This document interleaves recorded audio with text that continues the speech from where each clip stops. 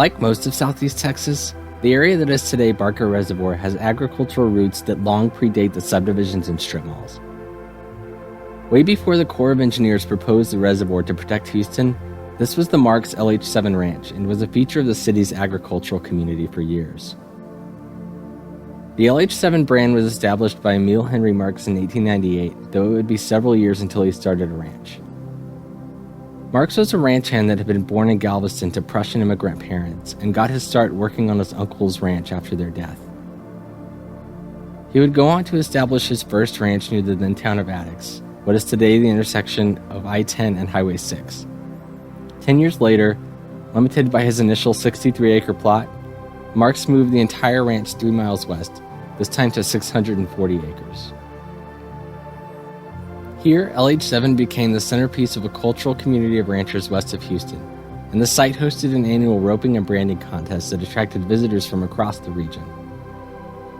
At its peak, LH7 was one of the largest ranches in southeast Texas, and boasted a complex of houses, barns, and the windmill and cattle trough that remains today.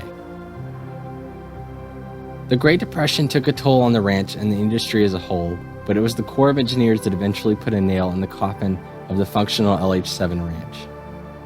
Houston was essential to the effort of World War II because of its chemical and oil infrastructure, and the Corps constructed 2 large flood control reservoirs during this time, Attucks and Barker. The federal government seized much of Marks' land, but the cluster of buildings around the ranch headquarters remained, including the barns and houses. When Emil Henry Marks died, the ranch was left to his daughter Maudine, who was steadfastly dedicated to keeping the historical complex intact.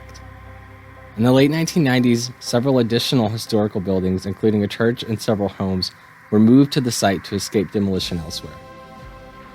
The Barker General Store had been previously relocated here from elsewhere on the ranch. It wasn't until after Maudine's death in 2009 that the land was finally sold, and nearly all the buildings were demolished.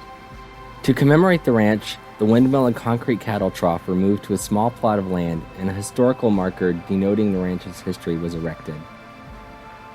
The location of the ranch headquarters is today a suburban apartment complex. Although the Marks LH7 Ranch in Houston is gone, the cattle brand lives on in one of Marks' descendants, who today runs a ranch near Bandera. Some of the historic buildings that had been moved to the ranch headquarters site were relocated to the property of the Church on the Rock next door, but most of these were not originals to the ranch. These buildings included a church and several homes, all of which today have been fixed up and are actively being used by the congregation. But all in all, the LH7 Ranch is gone, with only a few choice fragments remaining to signify the lost empire.